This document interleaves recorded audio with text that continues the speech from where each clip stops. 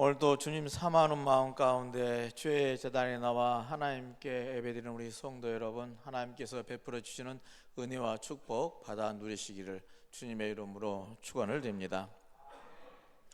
오늘 새벽부터 눈이 와서 쌓였네요.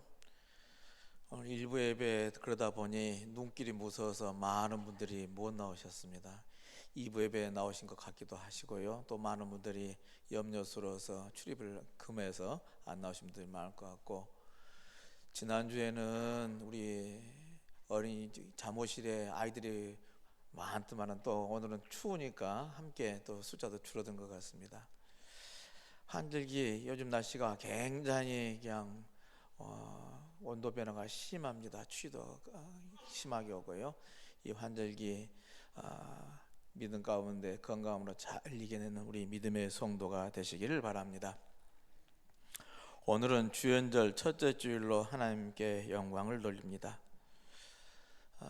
주연절, 주님이 현현하신 날, 주님이 빛으로 오신 날을 기념하여서 주연절이라 이름을 부르고 우리는 지켜옵니다. 그래서 예수님이 세례를 받고 공생을 시작하는 그런 기리는 날로서요 우리가 지켜지는데요.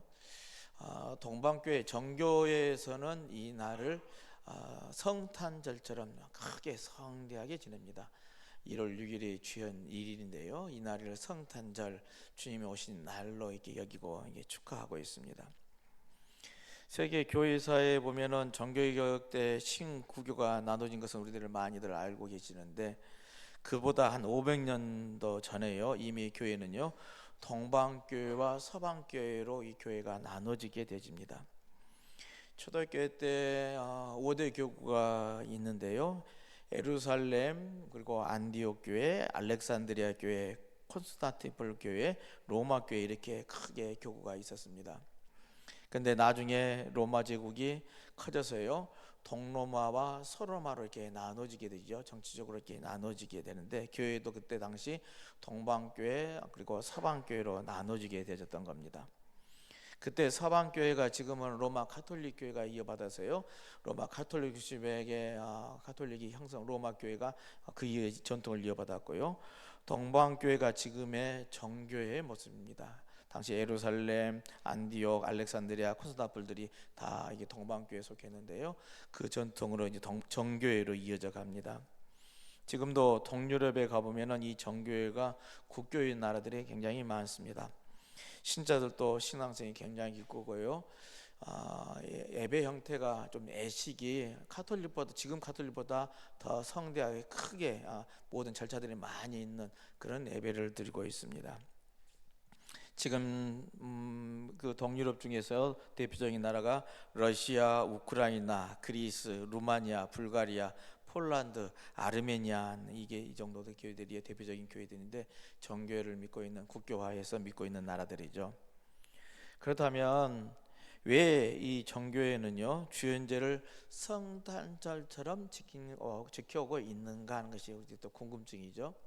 같은 예수님이 오시는 날을 기념하는 절기를 하는데 왜 그들은 이 날을, 주연절을 더 의미 있게 지키고 있는가 하는 겁니다. 우리님이 예수님에 관한 이야기는 복음서에 기록되어 있죠. 그래서 우리는 사복음서라고 이야기합니다. 마태, 마가, 누가, 요한복음, 이 네 복음서를 사복음서에서 예수님에 관한 이야기를 우리에게 전해주는 말씀이라고 이렇게 있는데요. 근데 마태와 누가복음에요 크리스마스 이야기가 나옵니다. 예수님이 어떻게 태어나셨고 그때 무슨 일이 일어났는지, 예수님의 탄생에 대한 이야기가 마태와 누가에게 자세히 기록되어 있습니다. 그래서 성탄절에는 그 본문에서 우리는 성구를 택하고 또 그 말씀의 의미를 되새기고 의미를 부여하고 또 신앙의 깊이를 더해가게 만들어가는 건데요. 그러나 마가와 요한복음에 여러분 자세히 생각해 보면은 예수님의 탄생 이야기가 나오지가 않습니다. 하나도 안 나옵니다. 마가복음은 예수님의 요단강에서요 세례를 받는 이야기로부터 시작을 합니다.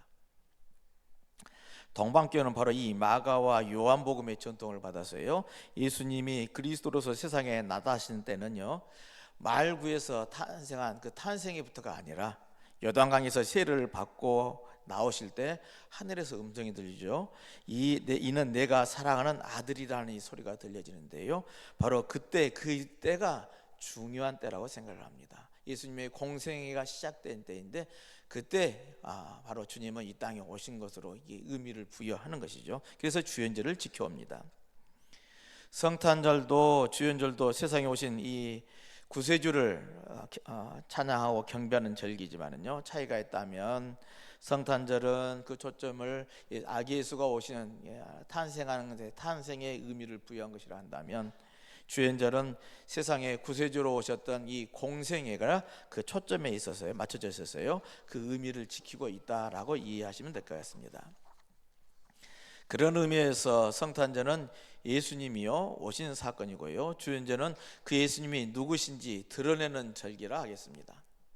좀 더 깊이 있게 신학적으로 해석을 한다면, 성탄절이 하늘에서 땅으로 오신 하나님의 움직임이라고 한다면, 주연절은 그 예수님이 말씀과 사역을 통해서요 세상 속에서 분명히 보이기 시작하는 이 시간이다라고 이해하시면 되겠습니다. 그래서 아기 예수로 조용히 오신 분은요, 이제 공생애를 시작하시면서요 말씀하시고 부르시고 고치시고 하나님의 나라를 선포하시더라는 겁니다. 메시아로 오신 예수님, 구세주로 오신 그 예수님이요 이 땅에 당신을 드러내신 사건이라는 것이죠. 이웃과 더불어서요 생활하면서요 이게 먹고 자고 함께 동행하면서 하늘나라의 비밀을 가르쳐 주시고 직접 행동으로 나타내 보이시더라는 겁니다. 이 공생의 시작이 그런 것이죠. 이렇게 빛이신 예수님이 드러나는 것, 그래서 그런 의미의 주연절을 의미 있게 지키고 또 우리들어 신앙의 깊이를 더해 간다 하겠습니다. 그렇죠? 빛의 성격 자체가 그런 것 아니겠습니까? 빛은 숨겨지기에 있는 것이 아니라요 비추기 위해서 있는 존재이기 때문에 그렇습니다. 빛이 있으면 어디든지 어두움은 물러나게 되는 것이고 밝아지는 것은 당연지수라는 이야기입니다. 빛은 어둠 가운데 더욱 분명해지더란 것이죠. 그런 의미에서 우리가 새해를 시작했는데, 새해 우리가 모든 세상살이가 다 밝아지고 또 기대가 충만해지고 그렇게 되지면 좋겠습니다만은, 그러나 이 시대를 보면은요 사회를 보면은 밝아지지 않는 것 같아서요 더욱더 씁쓸하기만 합니다. 새해도 좀 좋은 이야기, 밝은 이야기, 그리고 그렇게 희망찬 이야기를 서로 주고받고 또 기대하고 살아가야 되는데, 우리들의 새해살이는 만만치가 않다는 것이죠. 사회를 봐도 그렇고 정치를 봐도 그렇습니다. 사회를 이끌어가야 할 정치 방향이요 정말 이게 어디로 가는 것인지 여든 야든 참말 깊은 수렁에 빠진 것처럼 희망이 보이지가 않습니다. 탈출구가 보이지 않는다 해도 과언은 아니겠습니다. 대통령은 나름대로의 외교 정치를 열심히 잘해서요 뭔가 달라지는구나, 새롭게 이게 펼치겠다 기대감도 많이 생기는데, 국회의 모습이나 여나 야의 모습은 그렇지 못하는 것이 또한 사실이죠. 우리가 코로나 시대에 정말 경제가 엄청 어렵게 빠졌습니다. 그래서 포스트 코로나 시대의 상황임에도 불구하고요 이제 좀 나아지겠지 기대를 많이 합니다만, 경제가 나아지기는커녕 양극화 길로 더 벌어져 가는 것 같습니다. 돈 있는 사람은 더 기회가 많이 주어져서 큰 돈벌이가 이루어지는가 하면, 그러나 어렵고 힘든 서민들은 정말 어렵고 더 힘들어가는 그런 시대 상황에 빠져 있다는 것이죠. 우리들의 살아가는 사회생활도 인간의 따뜻한 사랑의 이야기보다는 법과 원칙이 강조되다 보니까요 무엇이든지 법원에 가서 뭐가 옳고 그런가를 따져 묻는 그런 시대가 되고 말았습니다. 그러다 보니 자연히 경직되어 가고 있고요 창조적인 그런 희망의 비전은요 보이지가 않다라는 겁니다. 더욱 안타까운 것은 이 생태계의 경고가요 끊임없이 우리들이 밀려오는데요, 그래 생태계의 경고가 위기다, 기후 위기다 하면서도 우리들이 살아가는 삶의 모습은 편리와 풍요로움을 위해서요 나만 편하면 되지, 나만 부자가 되면 된다는 생각에 사로잡혀 있는 것 같습니다. 끝없이 경제 논리로요 우리들의 살아가는 생태계의 삶은 신음하고 있는데, 하나님의 창조 질서는 신음하고 있는데 그거에 대해서는 눈물을 감고 있는 것 아닌가 하는 생각이 듭니다. 이런 때 우리들의 믿음의 사람들에게 우리는 그럼 어떻게 살아갈 것인가, 우리의 삶의 토는 어떤 태도를 취해야 할 것인가, 당연한 물음이요 또한 대답이어야 할 줄로 믿습니다. 오늘 주연절 첫째 주일에 주신 새 본문은요 그러기에 한결같은 질문을 합니다. 네가 본 빛은 어떻게 할 것인가, 분명히 우리를 이 세상에 구원해 주시러 메시아가 오셨는데 빛으로 오신 그 주님께서 빛을 보여주는데 그 빛을 본 너희들은 어떻게 살 것인가 묻는 거란 이야기입니다. 또 주님의 말씀해 주신데 주님 네가 들은 말씀을 듣고서 너는 침묵할 것인가 아니면 전할 것인가 네 행동과 태도는 어때야 할 것인가 묻고 있다 하겠습니다. 오늘 이 말씀 앞에 다시 한번 서보면서요 우리의 신앙의 태도를 점검하는 귀한 은혜가 있으시길 바랍니다. 말씀으로 들어가 보면은요 에스겔은 바벨론 포로지에서요 하나님의 부르심을 받습니다. 그의 신분은 제사장 가문 출신이었지만은요 이제 바벨론으로 포로로 끌려가서 이제 부름을 받은 그로서는 성전이 있어야 제사를 드릴 수 있죠. 또 백성들이 제자리에 있어야 제대로 있어야 그들에게 말씀을 선포할 수도 있고 안내할 수도 있는데요 그런 형편이 되지를 못하다는 이야기입니다. 성전도 없고 제사도 드릴 수 없는 자리에서요 선지자로 세워졌다는 겁니다. 하나님은 그에게 특별한 직분 하나를 맡깁니다. 오늘 본문 3장 17절에 인자야 내가 너를 이스라엘 족속의 파수꾼으로 세우셨으니 하십니다. 에스겔을 파수꾼으로 세웠다는 겁니다. 우리가 여기서 알아야 할 것이 있는데요 파수꾼이라는 신분입니다. 파수꾼은 영웅이 아닙니다. 나가서 싸우는 사람도 아닙니다. 우리들이 아는 것처럼 파수꾼의 역할은 뭡니까? 알리는 것이 그의 목적입니다. 먼저 앞에 사항을 잘 살펴보면서요 적이 오면 먼저 보고요 먼저 듣고 먼저 외치면서 경고하는 사람 그게 파수꾼의 역할인 것이죠. 상황을 살펴서 알리는 사람이요 이제 파수꾼이라는 이야기입니다. 그런 이야기가 있죠. 한 아파트에서 이제 화재의 경보기가요 자꾸 오작동을 일으키니까 주민들이 시끄럽다고 하다 원망이 있으니까요 그 전원을 꺼버렸습니다. 그러다 보니 이제 평소에 오작동이 일어나지 않으니까 조용해졌죠. 그런데 어느 날 실제 화재가 발생했을 때요 이제 경보가 울리지 않으니까요 큰 피해가 났다는 사실입니다.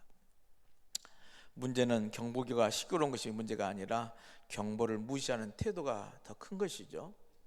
우리들의 삶도 마찬가지라는 이야기입니다. 하나님께서는 파수꾼을 세우신 이유도요 백성을 괴롭히기 위한 것이 아니라요 살리기 위해서 파수꾼을 세우신 것이죠. 경고하기 위해서 파수꾼을 세우신 것이죠.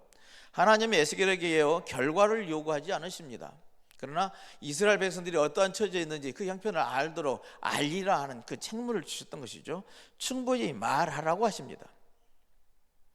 하나님께서 기대하시는 파수꾼과는 거기에서 한 발 더 깊습니다. 파수꾼은 하나님의 말씀을 듣고 그 말씀을 공동체를 깨우라 하십니다. 악한 길에서 돌아오기를 경고하도록 합니다. 더 적극적으로 나가서요 생명을 보존하는 그런 일에 네가 앞장서라. 그게 파수꾼의 역할이다라고 그 사명을 준 것이죠. 따라서 파수꾼의 사명은 네가 무슨 죄를 지었고 네가 어떤 일을 했기에 그게 죄가 되고 하고 정죄하고 비난하는 것이 아니라는 겁니다. 이스라엘 백성들의 잘못된 삶에 대해서 하나하나 따지자는 것이 아니라는 이야기입니다. 이스라엘 백성들의 그 생명을 살리고 이스라엘을 회복시키는 공동체를 회복시키는 일에 네가 그 파수꾼의 역할을 감당해라 하고 사명을 준 것이죠.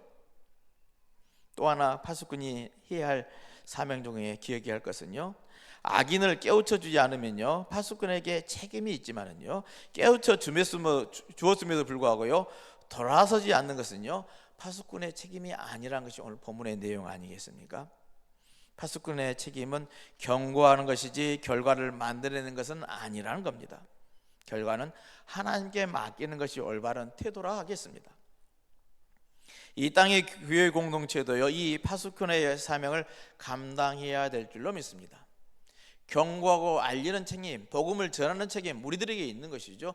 전하고 알리는 것, 이 파수꾼처럼 우리가 해야 할 일이라는 이야기입니다. 교회는 네가 무엇 때문에 잘못했고 비난하는 것에 의해서 존재하는 것이 아니라요 생명을 일으키고 그 공동체를 회복하기 위해서 세워졌습니다. 그러기에 파수꾼을 잘 감당하는 저와 여러분들의 삶이 되시기를 주님의 이름으로 축원을 드립니다. 사도행전 본문에서는 파수꾼의 역할을 충실하게 감당하려고 노력하는 제자들의 이야기가 나옵니다. 성령 강림절 이후요 베드로와 요한은 이제 성전 미문에서요 걷지 못하는 이웃을 고쳐줍니다. 안진뱅이를 이렇게 세운 사건이죠. 이 일로 많은 사람들이 모여듭니다. 그도 그럴 것이 평생 안진뱅이로 살아왔던 이가 갑자기 일어나니요, 얼마나 큰 기적의 역사가 일어났지 않겠습니까? 사람들이 신기하기도 하고 그 기적을 체험을 보면서요 모여들었죠. 베드로는 담대하게 그들에게 예수님의 십자가와 부활의 복음을 선포합니다. 이 복음을 선포할 때요, 유대 지도자들은 오히려 두려움에 떨면서요 이들을 잡아다 체포하고요 감옥에 가두죠. 그리고 그들을 유대 지도자들 앞에 불러내어서요 신문을 하게 합니다. 근데 신문을 받는 그 자리에서 베드로는 오히려 다시 복음을 증언을 합니다. 오늘 본문 사도행전 4장 13절 우리들은 읽지는 않았지만 표준 세번역으로 함께 읽어보도록 하겠습니다.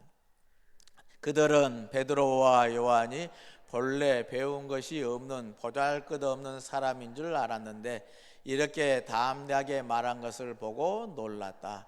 그리고 그들은 그 두 사람이 예수와 함께 다녔다는 사실을 알렸지만. 아멘. 여기에 우리가 주목하는 것은요, 베드로와 요한이 본래 배운 것이 없는 보잘것없는 사람인 줄 알았는데 담대하게 복음을 전하더라 하는 것이고요. 그 다음 넘겨주세요. 그들은 그 두 사람이 예수와 함께 다녔다는 사실을 알았다라고 했습니다. 예수와 함께 생활했던 것을 알았다. 오늘 이 본문의 말씀에 우리가 주목하는 것은요, 예수와 함께 다녔다는 말의 의미를 새겨보고자 합니다. 예수와 함께 다녔다는 이 사실, 그들이 예수와 함께 살다 보니 변화가 되졌다라는 이야기입니다. 그 이제는 보잘것없는, 본래 배운 것이 없고 보잘것없는 사람으로 여겼던 그들이요, 예수와 함께 다니면서요 예수의 삶을 보고 듣고 깨닫고요 변화되어졌어요. 그들이 어떻습니까? 오히려 신문의 자리에서도 담대하게 복음을 전하는 사람으로 바뀌었다 하는 이야기입니다. 또 하나, 두 번째로는 예수님을 십자가에 넘긴 이 지도자들 앞에서도요 두려워하거나 주저하지 않고요 증언했다는 의미가 거기에 담겨져 있습니다. 이들이 지탱한 힘은요 예수님과 함께 지냈던 삶의 경험이더라는 겁니다. 예수님과 함께 함께 생활해 보니 예수님으로부터 보고 듣고 배운 바가 있어서요 삶이 달라졌고요 담대함과 용기가 생겨서요 어떤 위기 앞에서도 복음을 전하는 자로 변화되어졌다는 이야기입니다. 이렇게 행동을 하니 유대 지도자들은 여러 이유로요 제자들을 처벌할 수가 없었습니다. 다만 이어가면서요 말하죠. 너희들이 행동하는 것은 우리가 아무렇게도 허용해 줄게. 그러나 예수의 이름으로 말하지도 말고 가르치지도 말라라고 이게 당부를 합니다. 근데 베드로 요한은 거기에 대답하죠. 오늘 사도행전 4장 19절도 한번 읽어볼까요? 그때 베드로와 요한은 대답하였다. 하나님의 말씀을 듣는 것보다 당신들의 말을 듣는 것이 하나님 보시기에 옳은 일인가 판단해 보시오. 아멘. 그런 거예요. 하나님의 말씀을 듣는 것보다 당신들의 말을 듣는 것이 하나님 보시기에 옳은가. 그러면서 우리가 보고 들은 것을 말하지 않을 수가 없다라고 이제 이렇게 선언을 합니다. 구원의 전령은요 진실을 말해야 할 때 침묵하지 않는 사람입니다. 말하는 사람들이죠. 진리를 말하는 사람이라는 이야기입니다. 제자들은 세상의 기준으로는 보면은 보잘 것 없었습니다. 그러나 예수님과 함께하는 삶을 통해서요 변화하고 성장했어요. 담대하게 복음의 증언자가 되어지더라는 겁니다. 우리 또한 주님, 이 빛으로 오신 주님을 만나고 깨달았다 한다면, 보고 듣고 배웠단다면 우리도 이 복음의 증언자가 되는 귀한 믿음의 역사가 있으시기를 주님의 이름으로 축원을 드립니다. 복음서 본문은 예수님의 사역을 세 가지로 소개하죠. 가르치고 선포하고 고쳐주는 일들을 합니다. 이 말씀은 예수님의 사역을 압축적으로 보여주는 뿐만 아니라요 예수님의 몸된 교회가 감당해야 할 사명들이라는 겁니다. 예수님의 삶과 말씀을 통해서요 제자들은 깨우치셨습니다. 가르치고 배우는 과정에서요 가장 중요한 것은요 반응과 변화입니다. 가르쳤는데 배웠는데 변화가 없다면요 소용이 없는 것이죠. 가르쳤는데 아무런 변화가 없다면요 그건 잘못 배웠거나 아니면 잘못 가르친 일일 것입니다. 우리들이 배운다는 게 뭐겠습니까? 성령께서 말씀을 통해서 우리의 마음을 움직이실 때요, 겸손히 순종하면서요 삶을 바꾼다는 의미가 있지 않겠습니까? 배웠단다면 내 삶이 달라져야 한다는 겁니다. 다르게 행동해야 한다는 겁니다. 예수님의 선포는 단순히 정보를 전달하는 것, 하나님 나라는 이런 거야 라고만 전하는 것이 아니란 겁니다. 하나님의 나라가 실제로 이루어지는 사건이 예수님의 선포 가운데 같이 있더란 겁니다. 예수님이 계시는 곳은 어디나 그렇게 하나님의 나라로 변화되어졌습니다. 교회는 말씀을 알리는 곳이 아니라요, 말씀이 이루어지고 현저화되어지는 공동체가 되어져야 할 줄로 믿습니다. 말씀이 내 안에 들어왔다면 그 말씀으로 인해서 내 삶이 달라지고 변화되어지는 믿음의 공동체가 하나 되어지는 그 역사가 일어나야 하는 것이죠. 말씀이 우리들의 모든 활동 속에서 실천됨으로써요 하나님의 복음이 현실이 되어져야 한다는 건 말씀입니다.